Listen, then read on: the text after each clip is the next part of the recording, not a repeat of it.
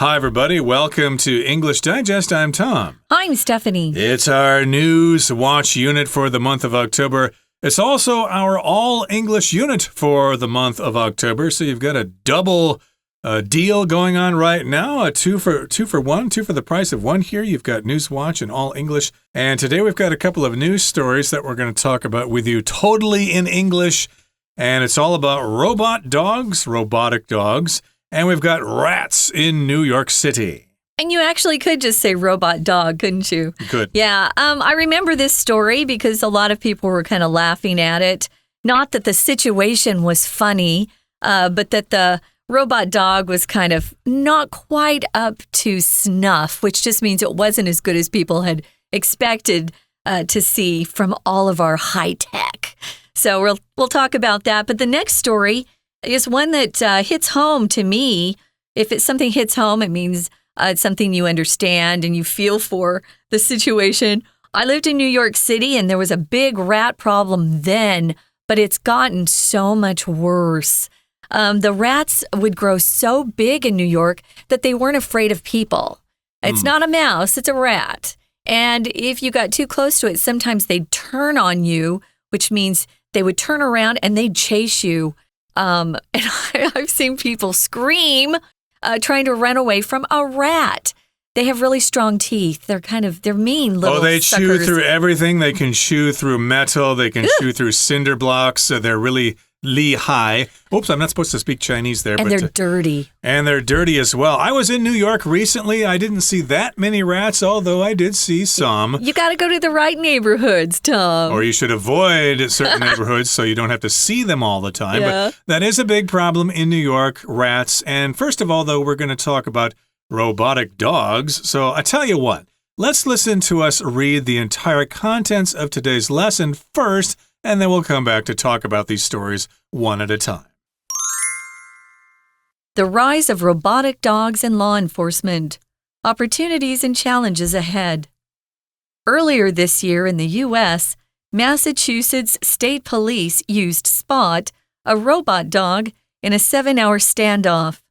Spot was deployed after a 30-year-old man, armed and holding a knife to his mother, went into a home and blocked himself inside. The suspect shot Spot 3 times, sparking debates on the appropriate use of robot dogs. Spot plays a big role in entering dangerous areas and getting vital information remotely during police standoffs. Also used in New York and Los Angeles, the robot dog is praised for its potential to enhance the safety of officers and civilians. However, the camera-equipped dog also started discussions about privacy and racial bias against people of color. Some argue the introduction of robotic technology raises concerns about people being monitored. There are worries that its use could worsen existing tensions between law enforcement and minority groups. As these discussions continue, the need for clear guidelines is apparent. Balancing technological advances with social concerns remains a key challenge as law enforcement agencies adopt new public safety methods. New York's rat problem. Birth control as the next step in humane management. In an effort to curb its ever-growing rat population, the city of New York is exploring an unconventional approach, birth control.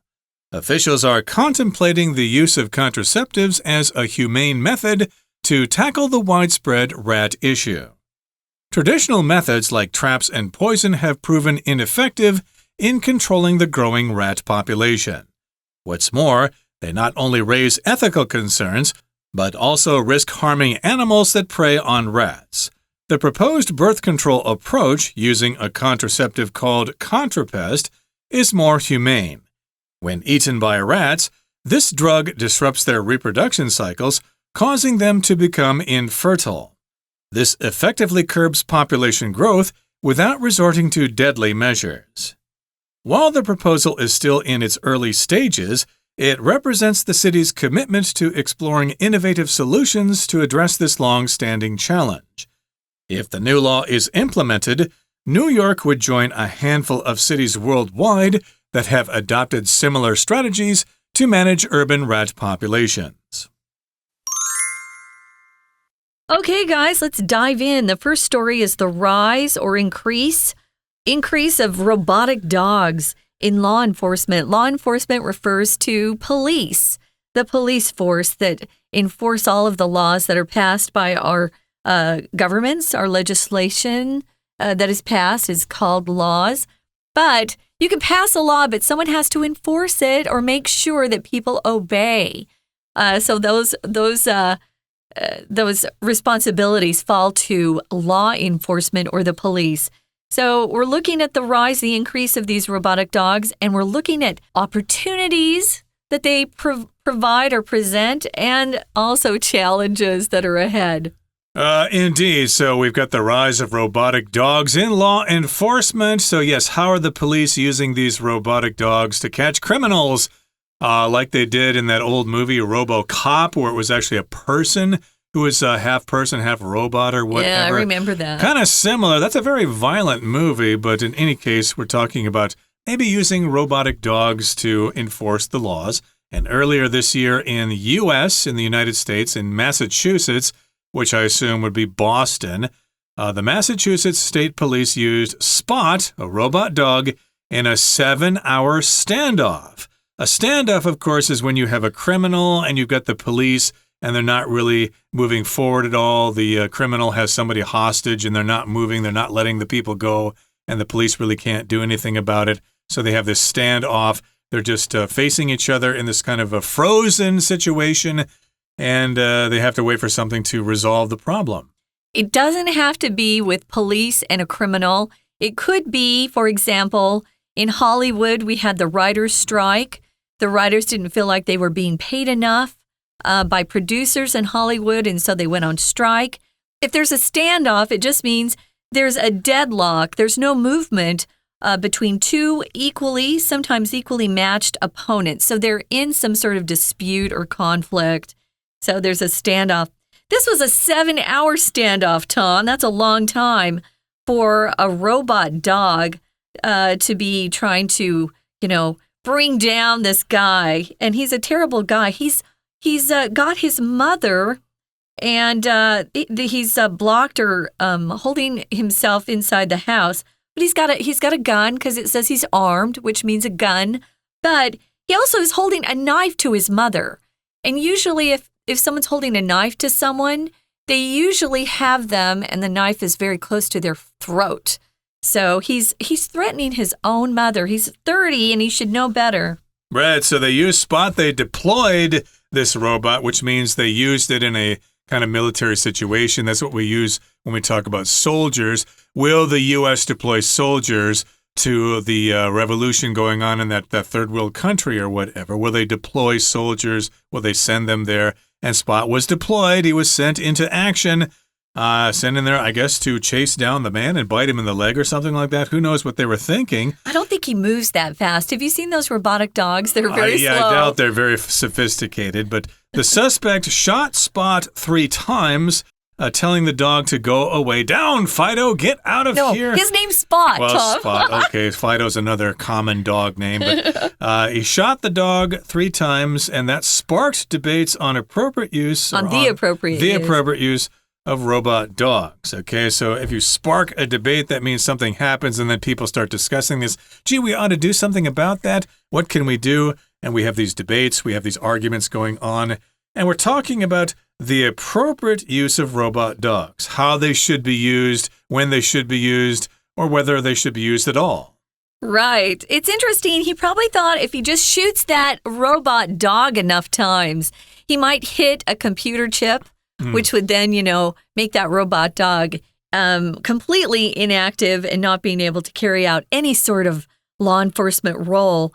But poor Spot took 3 bullets and he still kept standing there. So it must be a pretty well-protected robotic dog. Maybe they've got a lot of armor that is around, the brain of that dog, the computer parts. So this brings this whole idea of having robotic dogs in law enforcement into a really heated conversation. There's a lot of debate. As Tom said, sparking debate means it got people talking. I remember this story because a lot of people had different opinions. Not everybody agreed, but people were kind of laughing at the fact that they weren't really very nervous about these robotic dogs. They've set off some robotic police officers who kind of look like dogs in New York City, and people just think they're ridiculous. They're not stopping any crime. But he was obviously helpful with this situation because maybe a real police officer may have taken a bullet or two from that nut, the 30-year-old guy who had blocked himself inside the house. Right. And of course, this reminds me of drones that kind of go into scenes of crimes. And maybe in the future, they will have robotic cockroaches or robotic rats going into these places because they're kind of small and the criminals can't see them. So you never know what they're thinking of. That's in a movie already. Probably, yeah. Robotic cockroach, yeah. I'm sure Hollywood has thought of that by now. But moving on to the next paragraph here, it says, Spot, the dog's name, plays a big role in entering dangerous areas and getting vital information remotely during police standoffs or stalemates or deadlocks, however you want to call them. Yeah. Also used in New York and LA, Los Angeles, the robot dog is praised for its potential to enhance the safety of officers and civilians. So we've got New York and Los Angeles. Those are cities that have a lot of crime. So people are saying, yes, we need something to fight those awful criminals. So the dog is praised for its potential, its possibility of enhancing safety for officers and for civilians. Sorry, it took me a long time to get that word out. But in any case here, yes, to enhance something just means to increase the quality or to increase the amount of something, to increase the effectiveness of something. For example, if you get a digital photograph and it looks kind of blurry, maybe you can get a program to enhance the photograph to make things stick out, maybe change the colors a little bit, make it sharper, more in focus. You can enhance the picture. And here they want to enhance the safety of police officers and of regular people, civilians. Yeah, that's us, civilians. So this is a pretty important goal. I'm not sure that they've quite reached their goal yet. However, it says the camera-equipped dog. Of course, they're going to put a camera in any sort of robot they're using in law enforcement so they can see what's going on. They can see what's happening. This dog also, because it had a camera in it, started discussions about privacy. You know, we're losing privacy every single day. The more technology that connects us and links everything and makes everything so fang bien, we're losing our privacy and people aren't even aware of this. They're just like, oh, it's so convenient. But everything that's recorded and hooked up to the internet, we've lost our privacy. So there are also some discussions about the racial bias against people of color. Actually, these robot dogs wouldn't be able to distinguish whether someone was black or white or brown. They wouldn't have any idea. So maybe they're thinking using robot dogs will keep racial bias out of law enforcement. Some argue the introduction of robotic technology raises concerns about people being monitored. Oh, we're monitored already. Those drones you discussed, Tom, they're using those in our backyards too.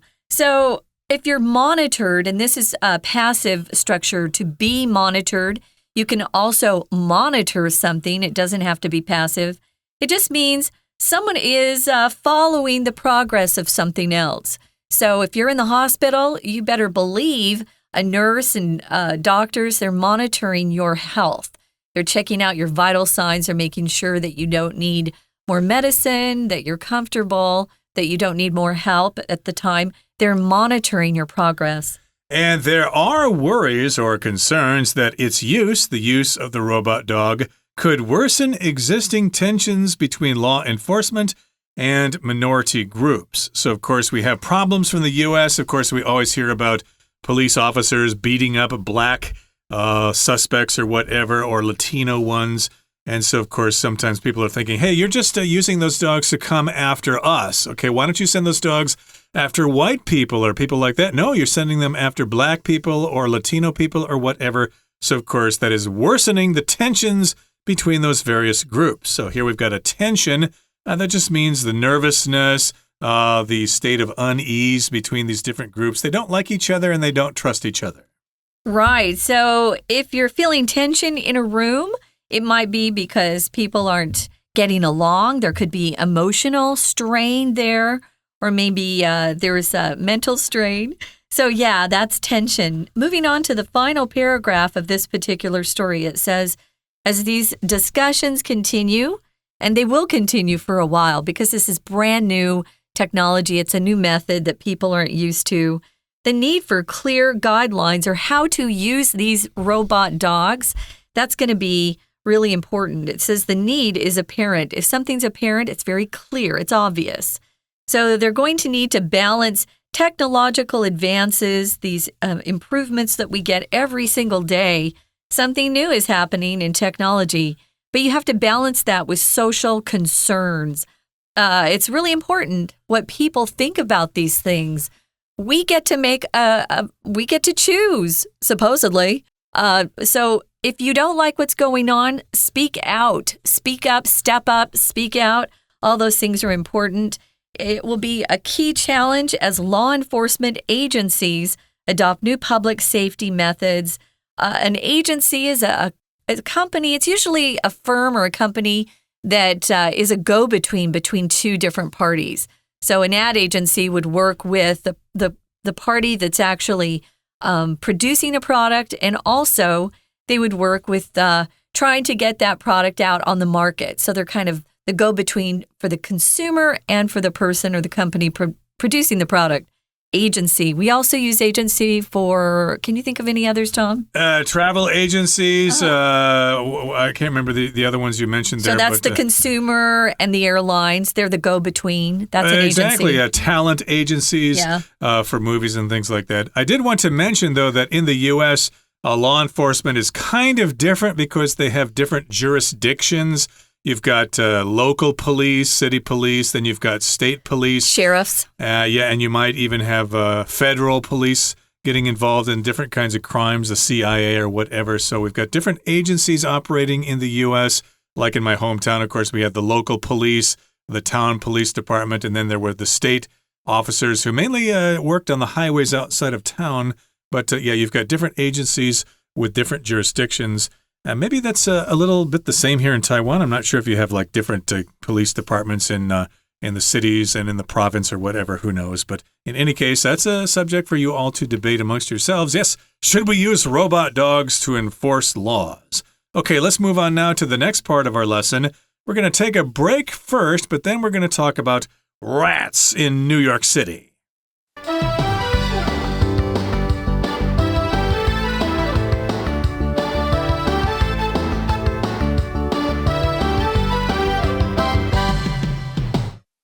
Okay, everybody, let's continue with our next news story as part of our News Watch unit. We just got done talking about a robotic dog in Massachusetts. Now we're going to go to a city kind of near Massachusetts, coming down from Boston. If you leave Boston and you start heading southwest, you will get to the Big Apple, New York City. But New York has got a big rat problem. And I did some research before our lesson today. I was looking for a list of all the cities in the world that have the largest number of rat problem, or the biggest rat problems. And the top 7 are cities in the United States, which is kind of shameful for myself being from the United States, but that's the way it is. I think Chicago is number 1 and New York is number 2. So they've got a big rat problem there, and they're trying to think of various ways to get rid of those rats. Now they're thinking of trying something called birth control. That's their next step in humane management. So if something's humane, that means they're not being very cruel. They're not hiring a bunch of assassins to go blow those rats away with M47s or AK-47s or whatever. Or burn them alive. Something like that. That would be inhumane. No, you can't be cruel to these animals. You've got to be humane, and that's what they're going to do. They're going to have birth control for those rats. Yeah, they just need to clean up the streets. That's all they need to do. But they don't do that. And these are some of the biggest cities in America, and they are just crumbling right now. So, yeah, it's kind of disturbing. As Tom said, they're looking for a humane method to get rid of the rats. We talked about how they're pretty they're pretty fierce animals. Once they get pretty big, they're not afraid of people. They're used to people being around them in big cities. So they're not going to run away from you like a mouse does. Oh, no, not a rat. If you get close to it, it will turn around and chase you. What is it going to do? Eat you? I don't know. But in an effort to curb its ever-growing rat population, the city of New York is exploring an unconventional approach. Unconventional means something that's not normally done, something that's kind of off the beaten path, very different.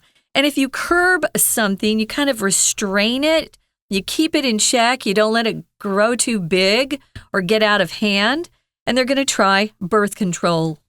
Right, I should mention curb as a noun is like the edge of the street. And I've tried to find out the term for that in Chinese, but they just say lu bian here. But we have actually the word curb, which refers to the actual structure at the side of a road that keeps the rain in the road. And you can step up on the curb if you're a pedestrian, etc. But here we're using it as a verb, and that means just to reduce the rat population. And so New York is exploring an unconventional approach, something they haven't done before. And it does sound rather unusual. It is birth control. When you hear the term birth control, you talk about people controlling birth. If people want to get together and have sex together, but they don't want to have children, they use birth control, and there are various forms of that, from contraceptives to pills or whatever. So they are contemplating the use of contraceptives.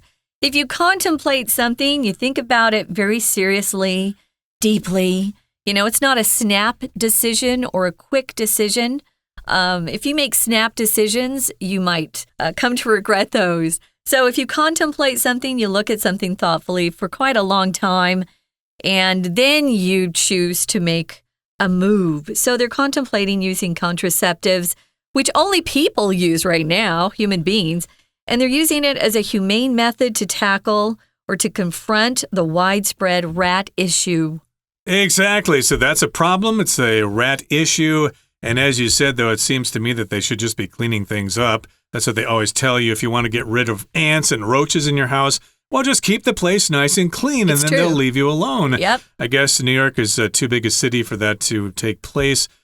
So maybe in the future they'll have some better policies. Who knows? They have bad government right now. And maybe Taipei used to have a rat problem, but they kind of changed the way they collect garbage. So maybe that has reduced the rat population in Taipei. I don't know. You can talk about that amongst yourselves. Oh, that's a good discussion topic, isn't it? It would be indeed. Of course, to me, rats aren't as big a problem as roaches are. Cockroaches. But yeah, this is a subtropical country, so of course you're going to have pests like that. They're kind of hard to keep away. Yeah. But let's move on now to the next paragraph here. It says, traditional methods like traps and poison have proven ineffective in controlling the growing rat population.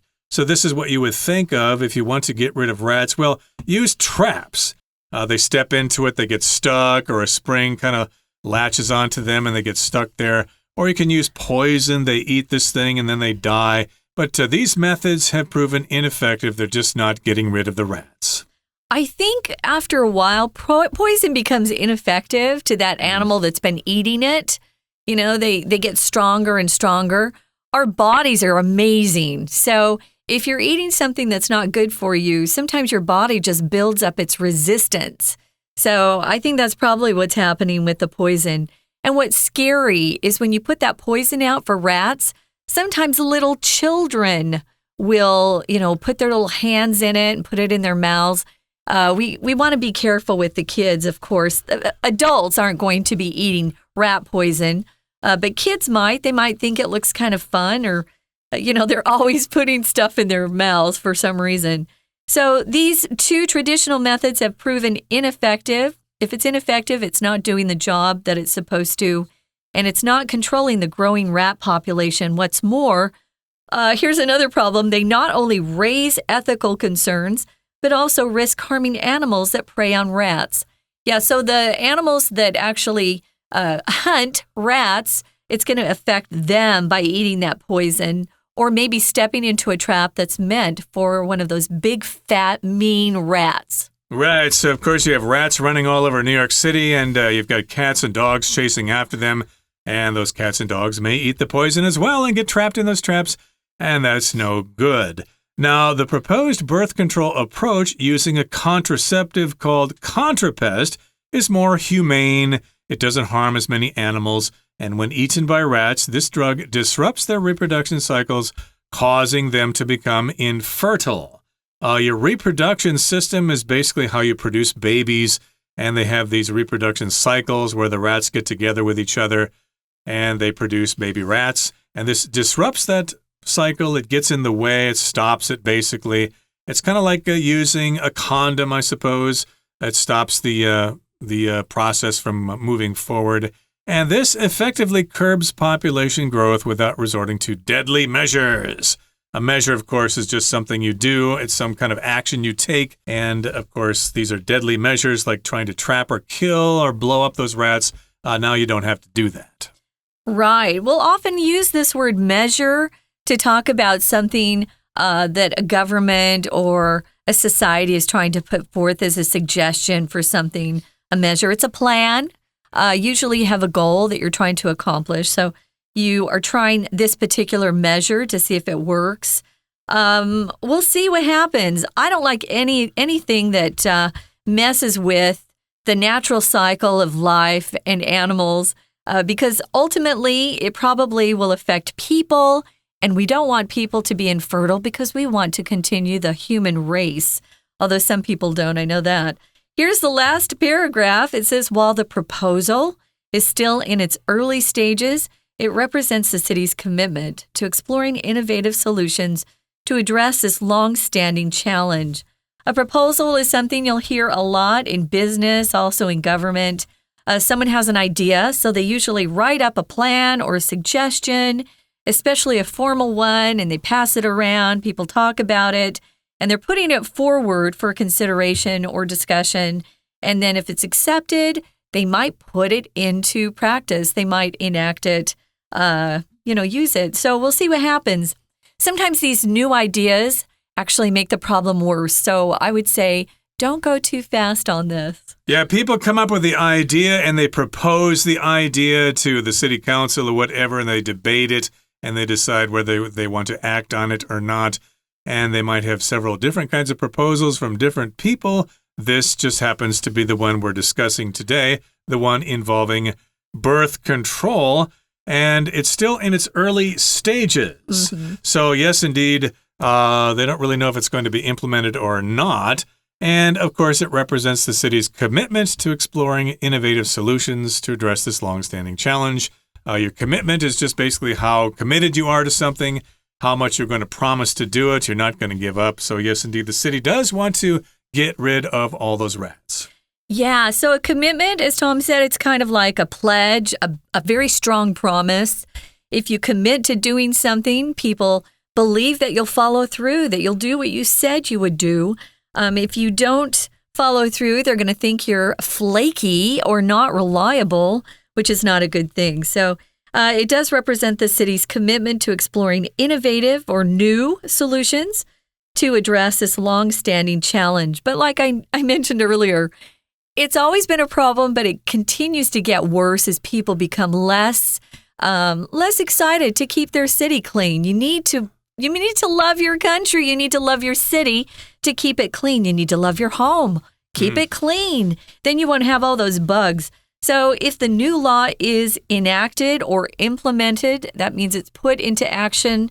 New York would join a handful of cities worldwide that have adopted or used similar strategies to manage urban rat population. So these are rats that live in the city, of course. Now, country rats or country mice, they have a very important function.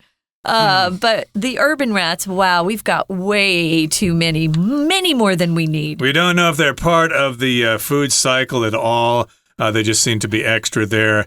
And we should have more stray cats, maybe to kill them off. Who knows? Let a bunch of wild bobcats loose in New York City. Maybe that will take care of the problem. Bobcats, Tom? Or lions or tigers or whatever. Who knows?